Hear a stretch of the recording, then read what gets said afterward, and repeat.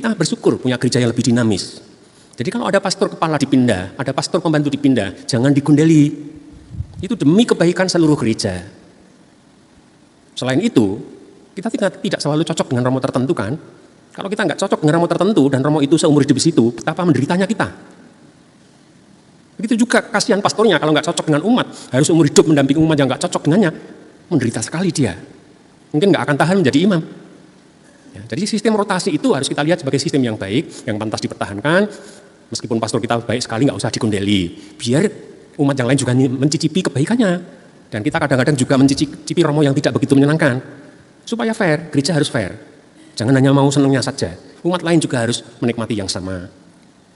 Itu juga agak mirip dengan Tuhan Yesus tadi. Tuhan Yesus tadi kan mau digundeli oleh umat. Ya. Beliau menyembuhkan banyak orang.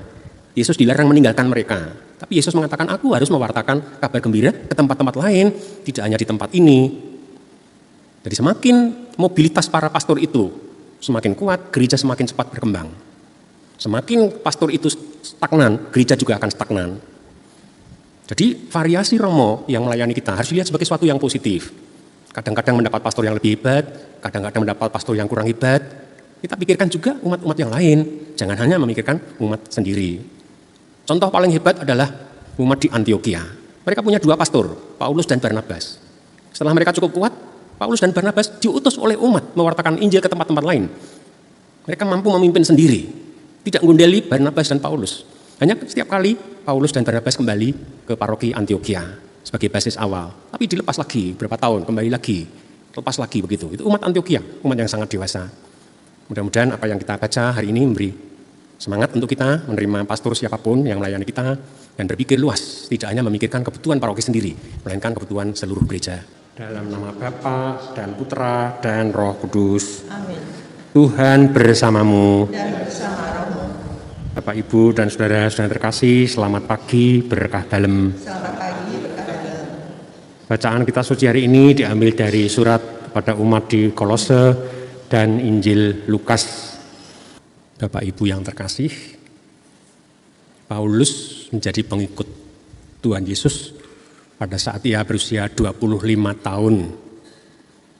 Sejak itu ia mewartakan Kristus selama 35 tahun sampai menjadi martir di Roma.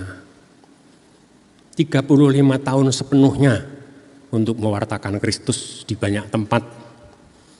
Dan di suatu tempat Paulus tinggal sampai 1,5 tahun, 2 tahun, supaya di sana muncul jemaat yang cukup kuat untuk ditinggalkan.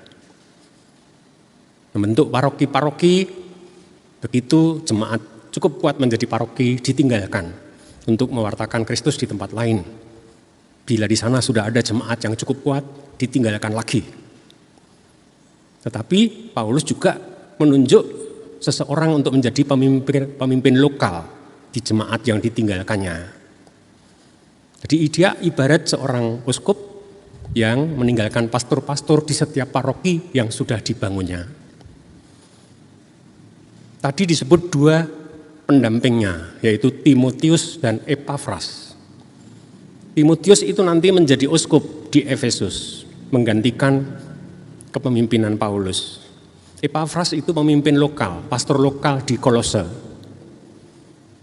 Kalau kita baca surat-surat Paulus yang lain, nanti ada tokoh-tokoh lain yang disebut seperti Titus, Lukas, Markus. Jadi selama 35 tahun, Paulus selalu punya pendamping. Dan pendampingnya berganti-ganti, bukan orang yang sama.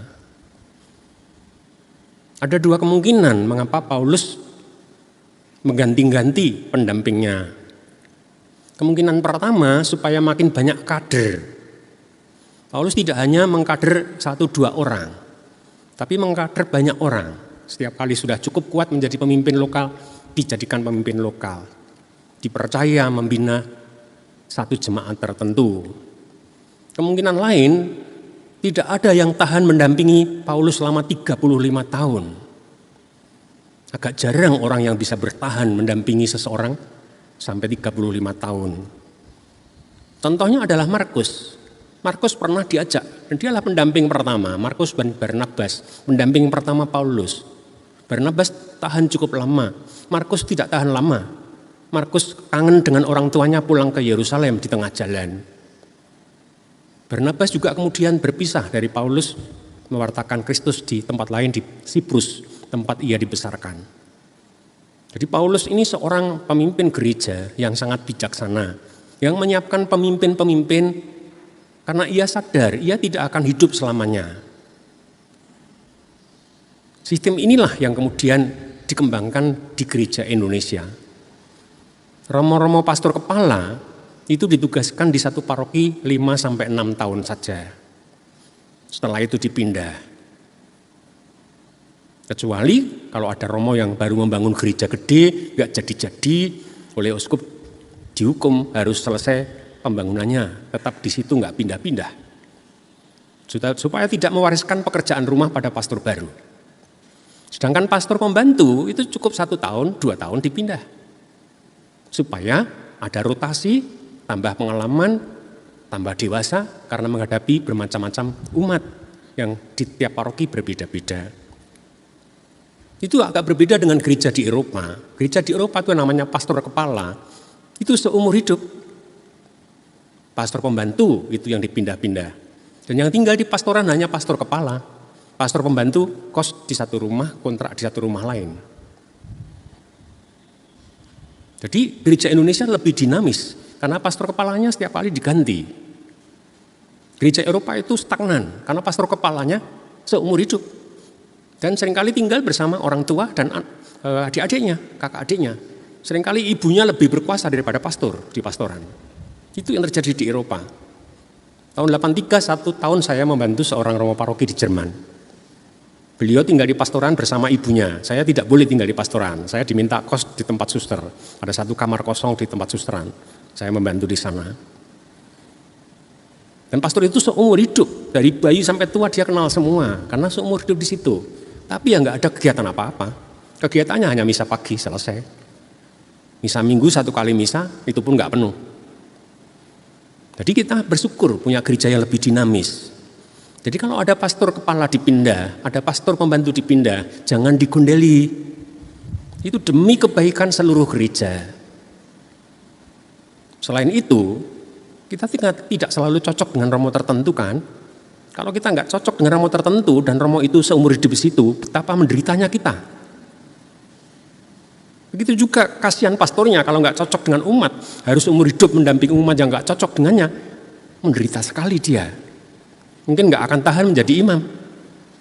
Ya, jadi sistem rotasi itu harus kita lihat sebagai sistem yang baik, yang pantas dipertahankan. Meskipun pastor kita baik sekali, nggak usah digondeli. Biar umat yang lain juga mencicipi kebaikannya. Dan kita kadang-kadang juga mencicipi romo yang tidak begitu menyenangkan. Supaya fair, gereja harus fair. Jangan hanya mau senangnya saja. Umat lain juga harus menikmati yang sama. Itu juga agak mirip dengan Tuhan Yesus tadi. Tuhan Yesus tadi kan mau digondeli oleh umat. Ya, beliau menyembuhkan banyak orang. Yesus dilarang meninggalkan mereka. Tapi Yesus mengatakan, aku harus mewartakan kabar gembira ke tempat-tempat lain. Tidak hanya di tempat ini. Jadi semakin mobilitas para pastor itu semakin kuat, gereja semakin cepat berkembang. Semakin pastor itu stagnan, gereja juga akan stagnan. Jadi variasi romo yang melayani kita harus dilihat sebagai sesuatu yang positif. Kadang-kadang mendapat pastor yang lebih hebat, kadang-kadang mendapat pastor yang kurang hebat. Kita pikirkan juga umat-umat yang lain, jangan hanya memikirkan umat sendiri. Contoh paling hebat adalah umat di Antioquia. Mereka punya 2 pastor, Paulus dan Barnabas. Setelah mereka cukup kuat, Paulus dan Barnabas diutus oleh umat mewartakan Injil ke tempat-tempat lain. Mereka mampu memimpin sendiri, tidak ngundeli Barnabas dan Paulus. Hanya setiap kali Paulus dan Barnabas kembali ke paroki Antioquia sebagai basis awal. Tapi dilepas lagi, berapa tahun, kembali lagi. Lepas lagi begitu. Itu umat Antioquia, umat yang sangat dewasa. Mudah-mudahan apa yang kita baca hari ini memberi semangat untuk kita menerima pastor siapapun yang melayani kita dan berpikir luas, tidak hanya memikirkan kebutuhan paroki sendiri, melainkan kebutuhan seluruh gereja. Tuhan memberkati. Ya Bapa, Engkau mengutus imam-imammu ke paroki kami seperti di paroki-paroki lain. Bersama roti dan anggur ini kami persembahkan niat kami untuk menerima siapapun imam yang Kau utus untuk mendampingi kami. Berikan pada kami kemampuan bekerja sama dengan semua imam yang Kau percaya untuk melayani kami. Ini kami haturkan dengan pengantaraan Kristus, Tuhan dan Penyelamat kami. Marilah mewartakan misteri iman kita.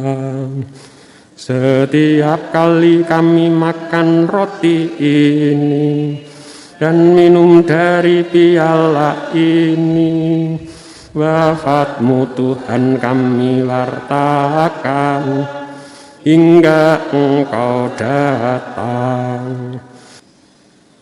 Inilah anak domba Allah, lihatlah Dia yang menghapus dosa dunia.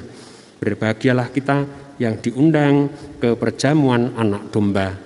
Tuhan, saya tidak pantas Tuhan datang pada saya, tetapi bersabdalah saja, maka saya akan sembuh.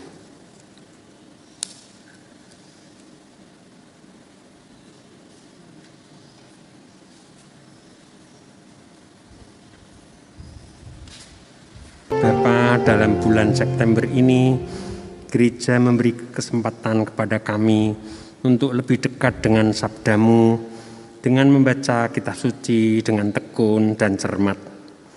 Berikan pada kami ketekunan dan kemampuan untuk mengambil pesan pokok dari setiap sabda yang kami baca. Ini kami aturkan dengan pengantaran Kristus, Tuhan kami. Tuhan bersamamu. Semoga kita, paroki kita, dan semua anggota keluarga kita dimanapun berada, diberkati oleh Allah yang Maha Kuasa, Bapa dan Putra dan Roh Kudus. Dengan demikian perayaan Ekaristi sudah selesai, kita pergi dalam damai Tuhan.